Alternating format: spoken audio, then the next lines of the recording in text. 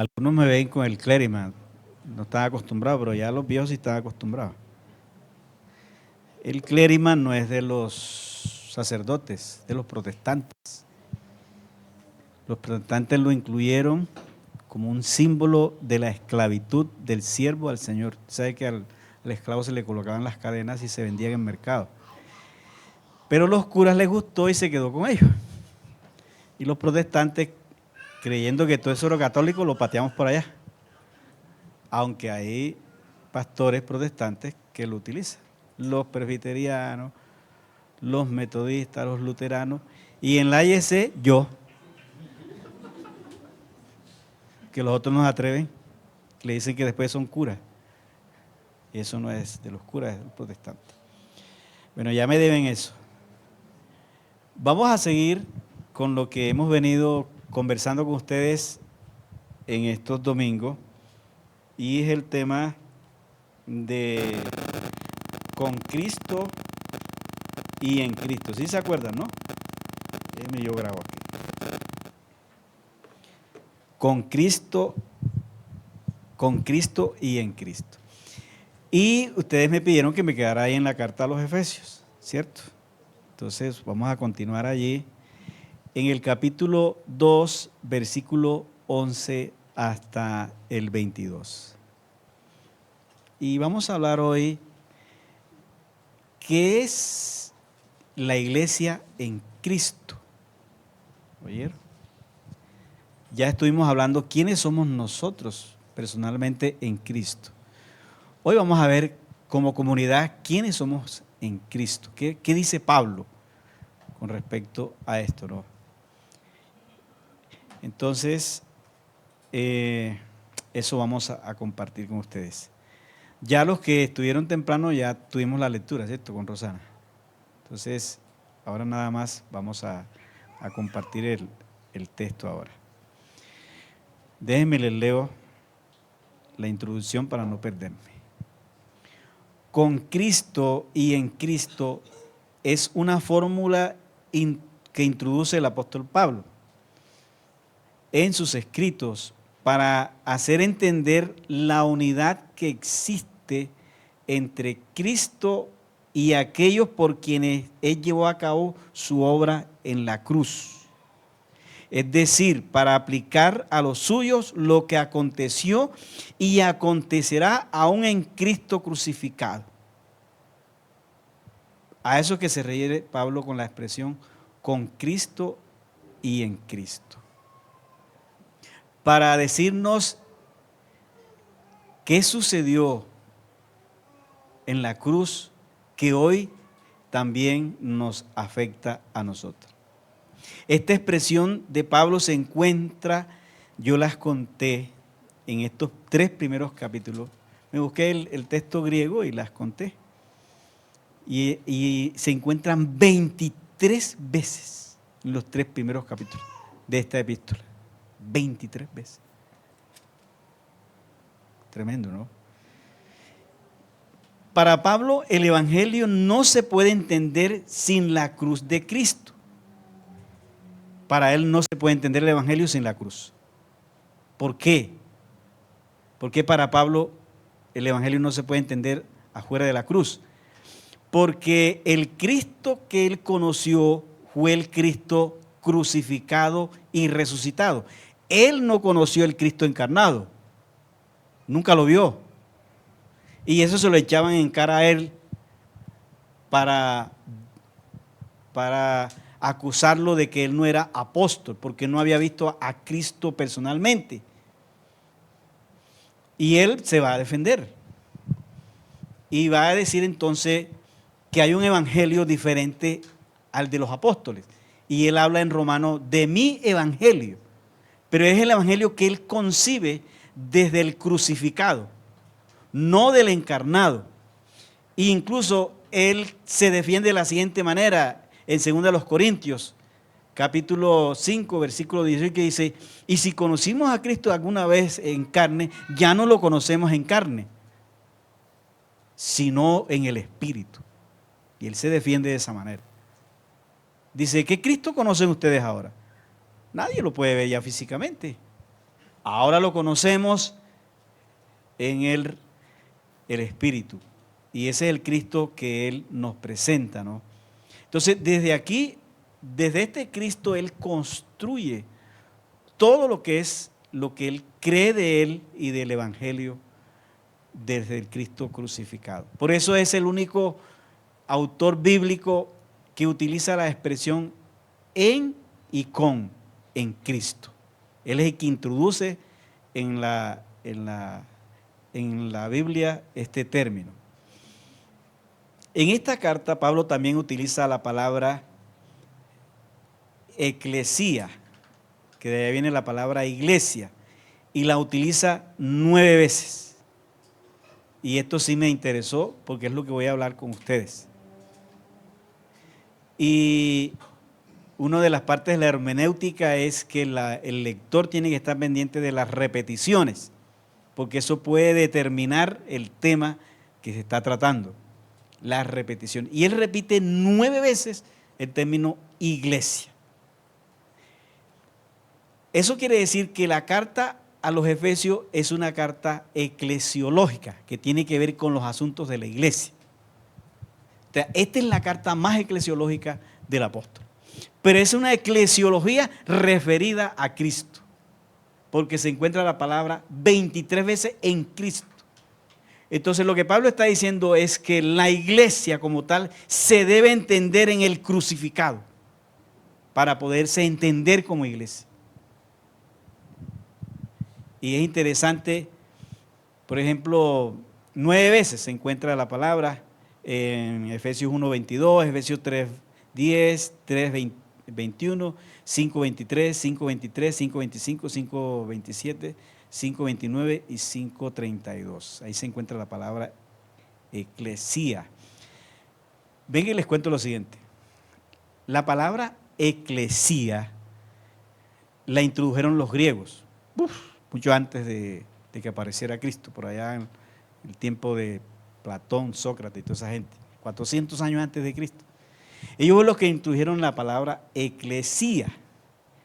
Y cuando uno está estudiando los términos, uno los estudia de una forma sincrónica y una forma diacrónica. O sea, sincrónica es cómo está la palabra cuando se dijo, y diacrónica es cómo la palabra ha sufrido los cambios en el tiempo y en el contexto. Eso tiene que ser el expositor bíblico, estudiar los términos de esa forma. Sincrónicamente, la palabra eclesía significaba la asamblea de los ciudadanos.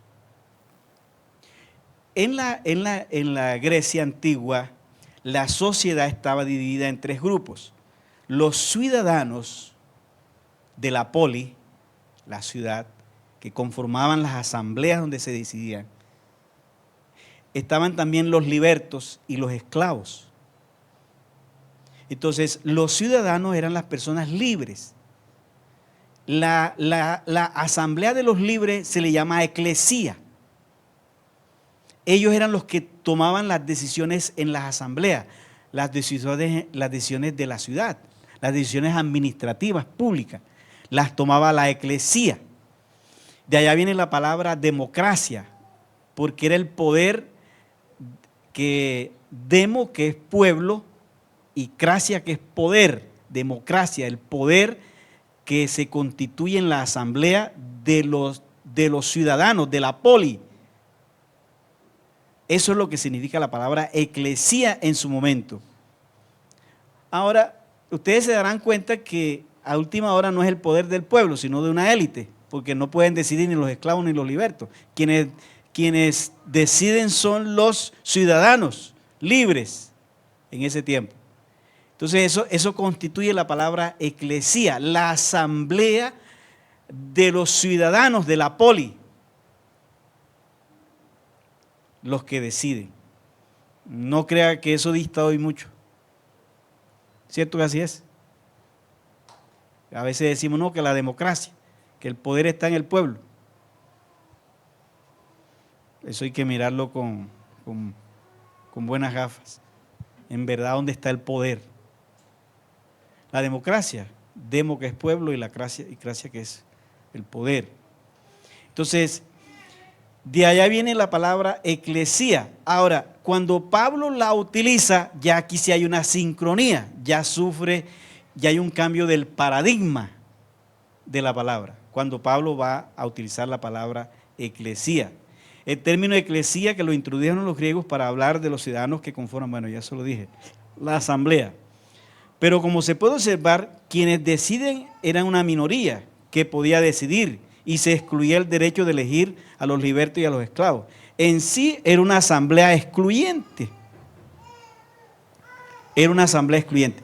Pero cuando Pablo la utiliza en el siglo I, ya la palabra eclesía va a cambiar paradigma. Ya no es una asamblea excluyente, es una asamblea incluyente. Y Pablo la va a utilizar aquí. Y eso es importante para nosotros, ¿no? Y es bueno que ustedes y yo la entendamos. En el lenguaje del apóstol, el término eclesía cambia el paradigma para referirse a la asamblea de quienes ahora están en Cristo, quienes han quitado la barrera de las barreras étnicas y sociales para formar un nuevo pueblo, matando en el cuerpo de Cristo las enemistades y reconciliar a unos con otros, ya que aquí dentro de la iglesia no existen barreras de ningún tipo, como lo expresa Pablo en la carta a los Gálatas. Quiero que coloquemos ahí Gálatas 3. Miren lo que ahora para Pablo, cómo se conforma la eclesía, la que antes excluía al esclavo y al liberto, donde solamente el ciudadano era quien tomaba las decisiones. Lo que dice Gálatas 3, 26 y 28 dice: pues todos sois hijos de Dios por la fe en Cristo. ¿Cuántos aquí son hijos de Dios? Por su fe en Cristo. Oigan eso, la asamblea que está aquí. ¿Lo tenemos allí? No. Ok, estoy yo lo acá. Porque todos los que habéis sido bautizados en Cristo, ¿cuántos han sido bautizados? Ahí dice en la iglesia católica, pero ya está bautizado. Y es que aquí la palabra bautismo no se refiere a echar agua, se refiere a inclusión. ¿Oyeron? Pablo le está hablando es de inclusión. Cuando estaba haciendo este mensaje me estaba acordando de Federico. Y qué bueno que vino hoy. Porque miren lo que voy a decir ahora. Entonces Pablo dice: habéis sido bautizados en Cristo y de Cristo estáis revestidos. Ya no hay judío, ni griego, ni gringo. Oiga eso. En Cristo, ni paisa ni costeño. Ojalá hubieran puesto el versículo ahí. Vamos a parafrasearlo. Dice: ya no hay ni esclavo ni libre. ¿Qué hacía la eclesía griega? Excluía al esclavo, ¿cierto? Del libre. Dice: aquí ya en la eclesía no hay esclavo ni libre, no hay varón ni mujer, porque todos vosotros sois uno en Cristo. Dice el texto. Ya aquí el rasero está puesto. Aquí el varón no es mayor a la mujer. Aquí no es que el varón habla y la mujer calla. No, porque esta es la eclesía. ¿Están de acuerdo las mujeres? Qué belleza, ¿cierto? Lastimosamente en algunas congregaciones nos dejan predicar a las mujeres. Se pasan por la faja el texto del apóstol Pablo. Claro que las mujeres pueden predicar y pueden dar anuncios y todo eso. Lo que no puede es insultar al marido aquí en la asamblea.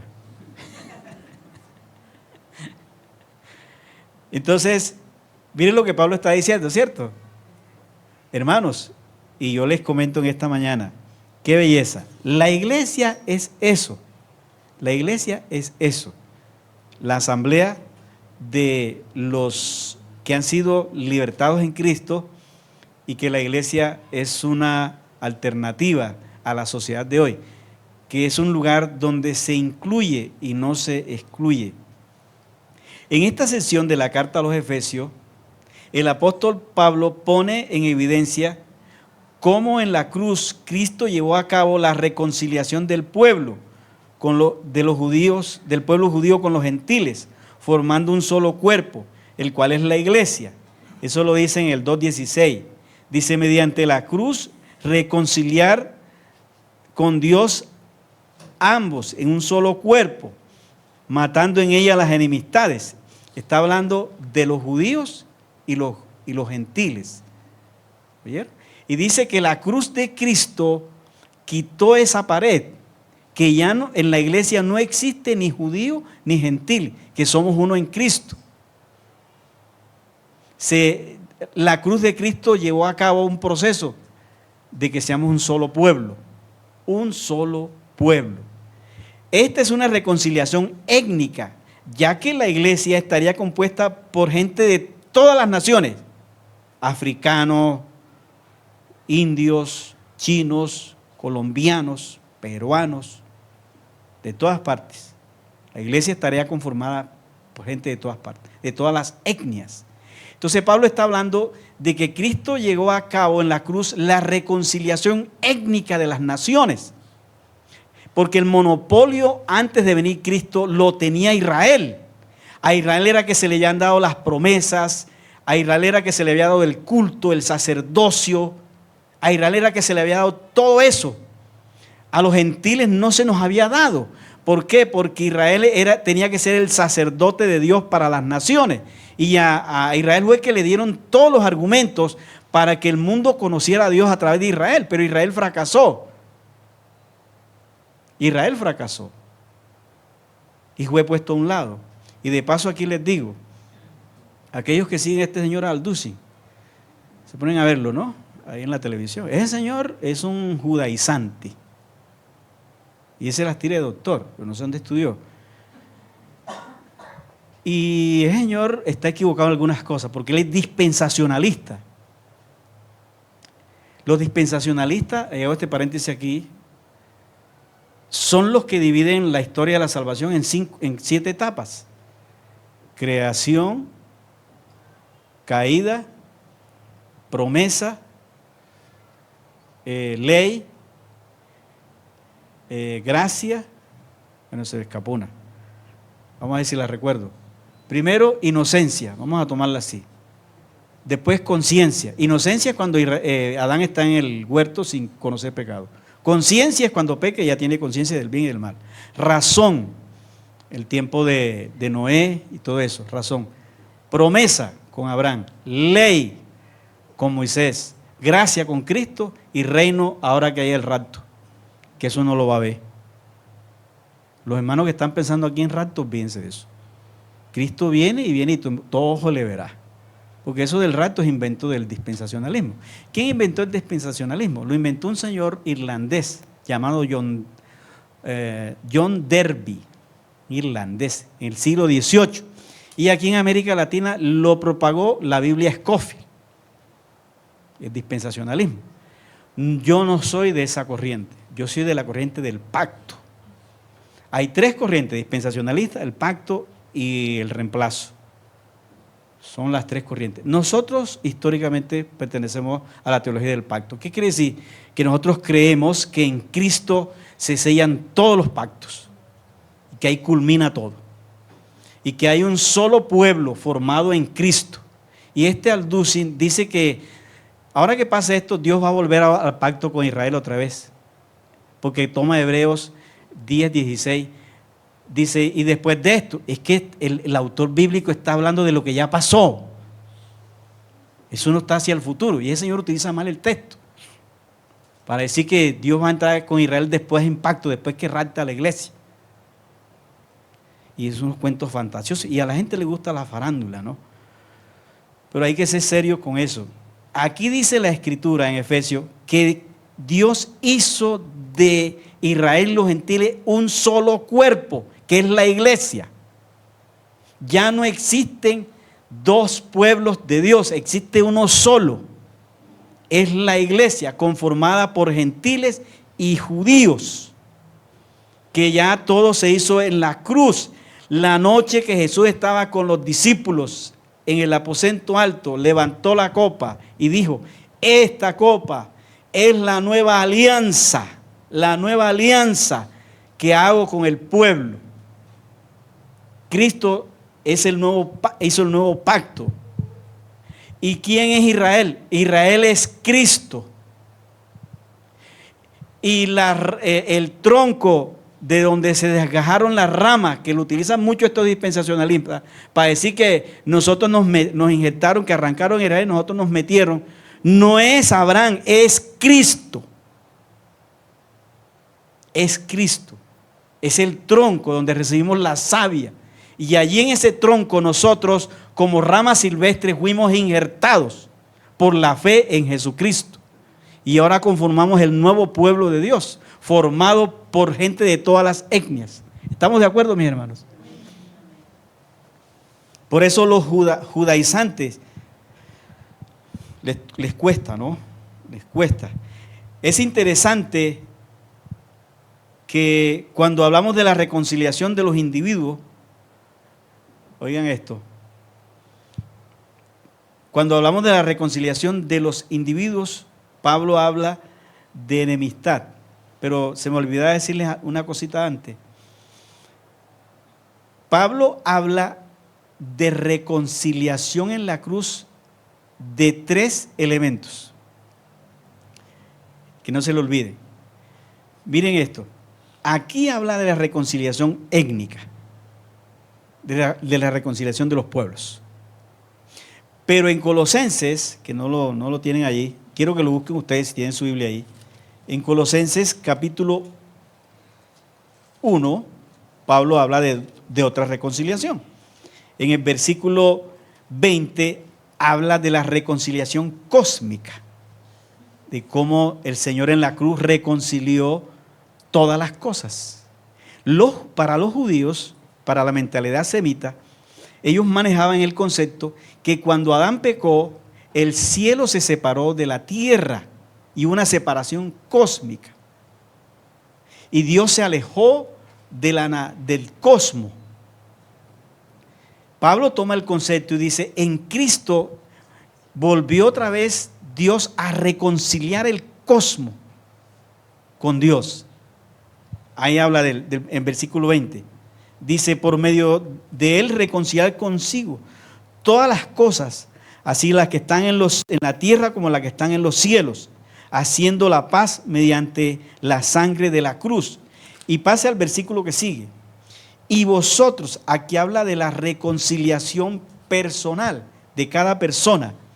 Y vosotros también, que erais en otro tiempo extraños y enemigos en vuestra mente, haciendo malas obras, ahora os ha reconciliado.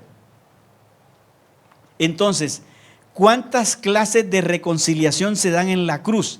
Se dan 3. La étnica, Dios quita la pared que divide a los gentiles de los judíos. Segundo, la reconciliación cósmica. Dios reconcilia al cosmos con Dios. Cristo reconcilia al cosmos con Dios. Y la reconciliación personal. Cristo nos reconcilia a nosotros personalmente con Dios. Son 3 reconciliaciones que hace la cruz. Ahora, una cosita interesante, y es que cuando Pablo habla de la reconciliación con el cosmos, no utiliza la palabra ni enemistad ni enemigo. Ninguna de las dos. Cuando Pablo habla de la enemistad étnica, habla de enemistad, no de enemigo. Pero cuando habla de la reconciliación con nosotros, habla de enemigo. Es interesante que el único enemigo de Dios éramos nosotros, ni siquiera la creación. Cuando habla de la reconciliación de nosotros. Pero quedémonos aquí en la reconciliación étnica. Es importante anotar que cuando Pablo habla de la reconciliación étnica, no está hablando de disuadir a ninguna etnia o abolir su contexto. El costeño sigue siendo costeño, el paisa sigue siendo paisa, el gringo sigue siendo gringo. Pero aquí somos la asamblea del Señor. Dicen amén. Aquí nadie tiene que renunciar a su contexto, porque eso no es lo que es la reconciliación étnica. El judío seguía siendo judío, el gentil sigue siendo gentil. Yo no me tengo que ir a poner una kipá ahora, ni a guardar el sábado, porque yo no soy judío. Yo soy de la iglesia y soy gentil. Yo no soy judío. El judío sí puede venir aquí a la iglesia con su kipá. Y el día de reunión él es el sábado. El día de reunión del cristiano es el domingo. El día de reunión del musulmán es el viernes. No se puede entender un musulmán sin viernes. No se puede entender un judío sin sábado. Y no se puede entender un cristiano sin domingo. La reconciliación étnica no se refiere a que nos despojemos de lo que somos. No vamos a cambiar el ñame por las arepas. ¿Cierto, hermana Cándida? Ni la arepa por el ñame. Yo una vez estaba en Tolú, trabajaba con unos paisas, unos de allá de Pereira. Y había una muchacha, yo tenía como 15 años y ella tenía como 13. Y a mí me gustaba la paisa. Y yo era hija del jefe. Yo trabajaba ahí en la casa. Ellos eran dueños de Cauchos Pereiras acá. Y yo recuerdo que ella me paraba bola. Y entonces yo un día me asomé y él la estaba regañando porque me paraba bola.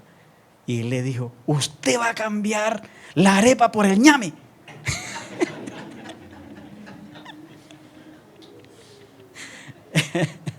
Me acuerdo de eso, ¿no? Entonces, cuando hablamos de la reconciliación étnica, no nos referimos a que nos vamos a despojar de lo... A nosotros, por ejemplo, mi esposa y yo estábamos esta semana por allá en La Mojana, y las canciones que la gente escucha por allá, carrileras y todas esas cosas, lo único que cambia de la música de afuera es la letra, pero la misma es la música. Yo digo, bueno, esta gente le gusta esta música, nacieron con esta música y siguen con esta, y también con el vallenato. El costeño le gusta el vallenato, ¿cierto?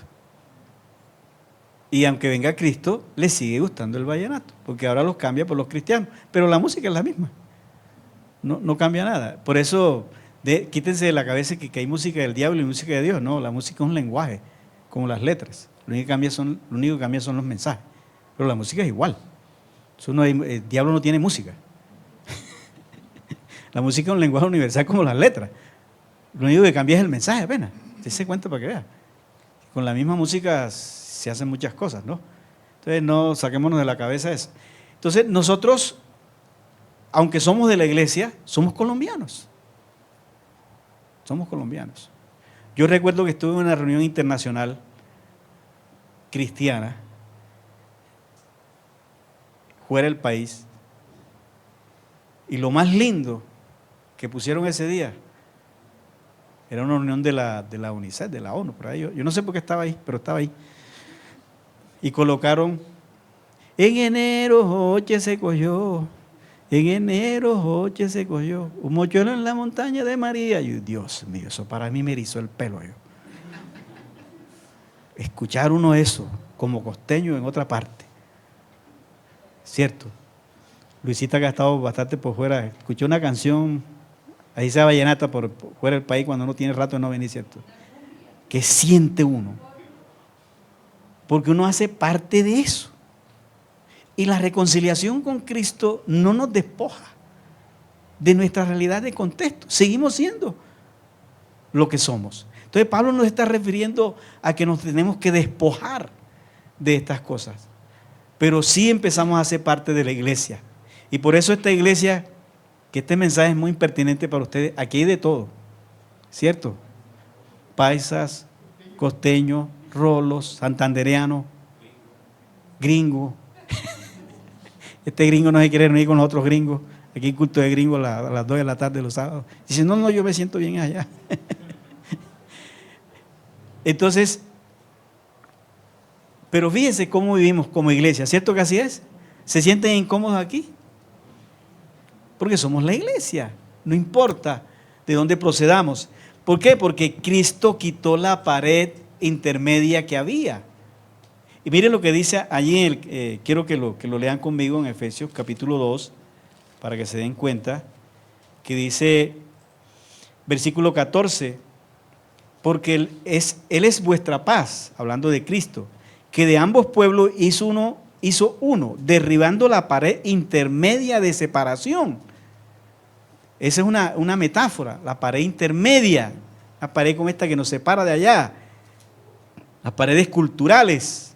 Los judíos no comulgaban con nosotros antes de Cristo. Y Pablo dice que en Cristo esa pared intermedia fue derribada, aboliendo en su carne las enemistades de la ley de los mandamientos, expresada en ordenanza, para crear en sí mismo de dos un solo y nuevo hombre, haciendo la paz.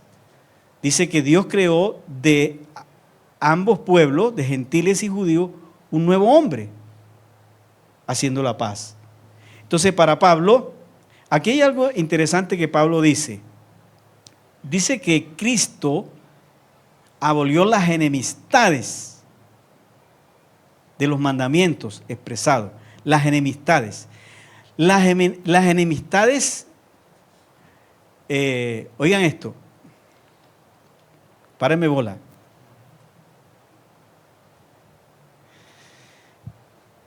No se mata al enemigo, se mata a las enemistades.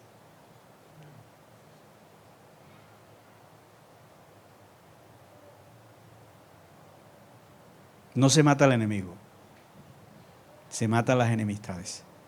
Eso es lo que hizo Cristo. Mató las enemistades en su cuerpo, las abolió. Y para esta asamblea que está aquí, al enemigo no se mata, se matan las enemistades. Porque esa es la eclesía. Ella mata las enemistades. Me gustaría preguntarles en esta mañana, ¿a quién le desearían ustedes la muerte ahí sentado? A ver, ¿quién querían ustedes que se muriera? ¿Petro? ¿Uribe? Al enemigo no se mata, se matan las enemistades. Ustedes son la iglesia. Ustedes no pueden pensar igual que la gente de allá afuera. Ustedes son la iglesia, la asamblea de los libres.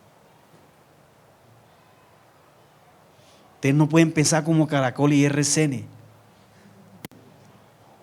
Ustedes son la iglesia. ¿Estamos de acuerdo? Dile que está a su lado, tú eres la iglesia. Y Pablo lo dice. Ustedes son el nuevo pueblo. Podemos estar igual que el resto. Podemos. Y voy terminando con esto. ¿Qué es la iglesia para Pablo? Ahora en Cristo.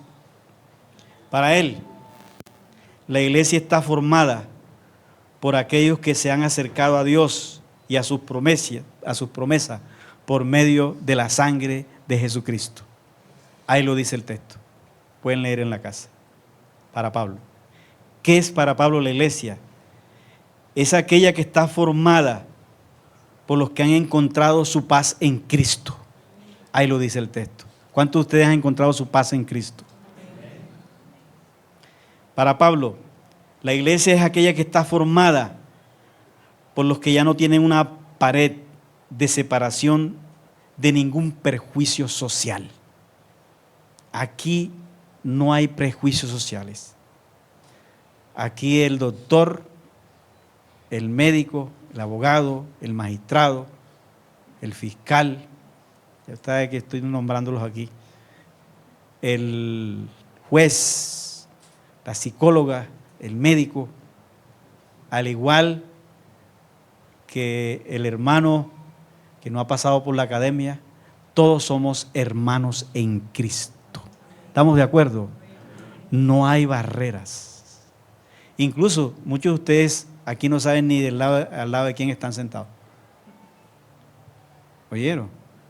Porque no se da esa distinción. Por lo menos, si yo fuera católico, por lo menos yo fuera monseñor. Pero aquí en la iglesia se reconoce hermanos. ¿Estamos de acuerdo? Hermanos. Y eso es lo que es la iglesia. Para Pablo, la iglesia está formada por aquellos que aprendieron de Cristo a no matar al enemigo, sino a las enemistades. Esa es la iglesia. Para Pablo, Eso está en el texto, todo lo que estoy leyendo aquí.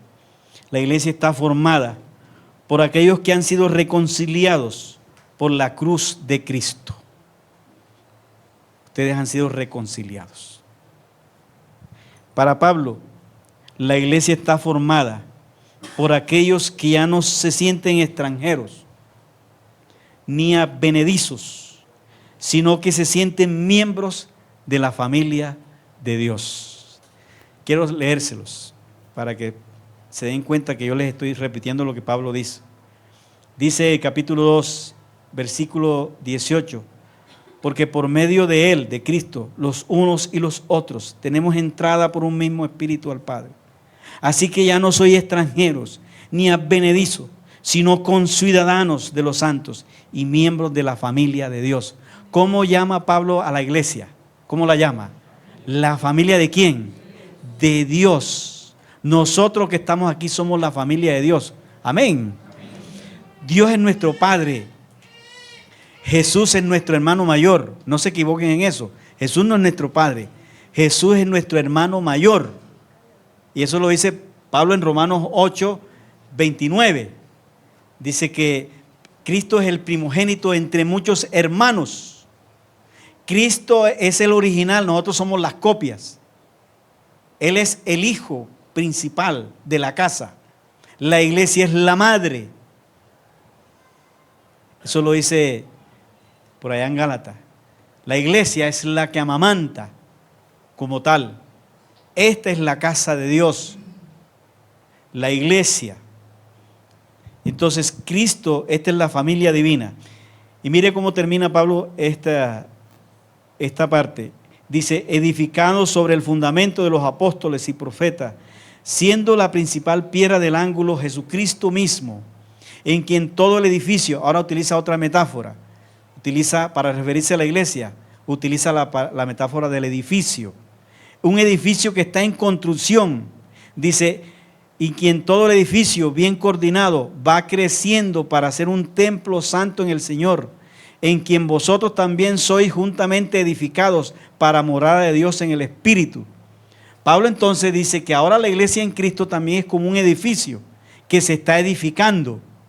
Y ustedes necesitan ser edificados en Cristo, que es el fundamento, porque no hay otro fundamento. Hay que enseñarles a ustedes de Cristo cada día para que se fundamenten en Cristo. Y cada uno de ustedes como un ladrillo, como lo dice Pedro después en la primera carta de Pedro, él dice que ustedes todos son piedras vivientes que van unidas al edificio para conformar la casa de Dios. Cada uno de nosotros. Ahora, aquí hay una cosita que quiero que ustedes entiendan. Porque no vaya a ser que alguna hora en el café se disguste con el otro. Después que oyeron el mensaje de que somos la familia de Dios. Les quiero hacer esta advertencia. Cuando uno, cojamos esta metáfora. Cuando uno va a construir un edificio, ¿qué es lo primero que hace el arquitecto? El diseño, ¿cierto? Y en un solar, cuando van a hacer un edificio, ¿qué colocan ahí? Colocan allí, ¿qué colocan? Una cosa, ¿cierto? Donde se ve el edificio. Y ustedes compran en plano porque ven, va a quedar bien bacano eso, ¿cierto? Ustedes ven el diseño ahí. Pero ese es el diseño final. Pero si es de 15 pisos el edificio y usted va y cuando va por el 10 pisos, ¿cómo está eso? Si está en construcción, ¿cómo está el edificio si usted entra allá? ¿Qué encuentra ahí? ¿Ah? Escombros, bolsas, alambres, clavos, tabla, ¿cierto? Porque está en construcción. Bueno, la iglesia todavía no ha llegado al diseño ese. Está en construcción. Y puede haber un clavo. Un alambre, una tachuela, un contronazo con el hermano. ¿Me hago entender, hermanos? Esto es un edificio en construcción, todavía no hemos logrado el ideal, que es una iglesia santa y sin arruga. ¿Oyeron? Entonces, mis hermanos, tranquilo, no se preocupen que él es un amigo.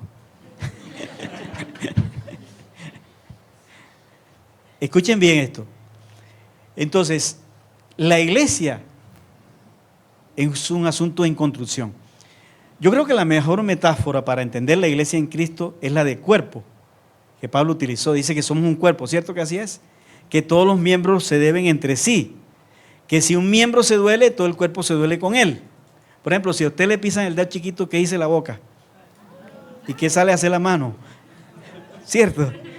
¡Qué belleza! Esa es la mejor metáfora. Entonces, ahora, si a ti te dicen, tienes el cabello bonito, ¿qué hace la mano? ¿Cierto? La mano pasa por acá, los labios ¿qué? Y el corazón. No le han dicho nada al corazón, no le han dicho nada a la mano, no le han dicho nada a los labios, pero todos están celebrando lo que le dijeron al cabello, ¿cierto? Pablo dice, así es la iglesia, celebra con los que celebran. ¿Cuántos se alegran que los hermanos prosperen? Ojalá con el tiempo no quepan los carros ahí, ¿cierto? También como iglesia, ¿qué nos debemos? Sí, ya no caben. También, ¿qué hacemos? Nos dolemos con el que se duele, ¿cierto que así es? Ahora, pero miren esto, pero en el cuerpo también hay accidentes. Claro que sí. ¿Cuántos se han mordido a la lengua? Comiendo. Es un accidente del cuerpo, pero eso no quiere decir que los dientes aborrezcan la lengua. ¿Cuántos han dado con el martillo en el dedo? Pero eso no quiere decir que el martillo. Entonces, en el cuerpo también suceden accidentes. Y aquí también pueden existir desavenencias. Pero ¿qué hace una iglesia que entiende quién es en Cristo? Corre a proteger. ¿Cierto que así es? Fíjense que la mano sale a proteger el dedo. Entonces la iglesia como tal en Cristo es eso. Y eso es lo que el apóstol Pablo quiere que le entienda. ¿Quiénes somos nosotros ahora en Cristo? Como comunidad que somos. Mis hermanos, y creo que esta metáfora de que somos la familia de Dios es una cosa muy bella. En verdad, nosotros somos una familia. Y espero que ustedes lo entiendan así, que se vean como hermanos. Dígale al que está a su lado, tú eres mi hermano. ¿Cierto? Antes de ser esposa, lo que sea esposo, somos hermanos, ¿cierto? Somos hermanos. Y qué bueno es eso, llamarnos hermanos. Y aquí lo importante no es el apóstol, ni el profeta, ni el pastor. Aquí lo importante son los hermanos. Pablo nunca se hizo llamar general, siempre soldadito. Por ahí hay un libro que de los generales. Dios, ¿cuándo ha tenido generales? Generales, eso es para darle estatus a la gente. Aquí no es que aquí estoy yo, no, aquí lo importante es que aquí están ustedes. ¿De acuerdo? Porque somos la iglesia, la familia del Señor. Pónganse de pie, por favor, y oramos.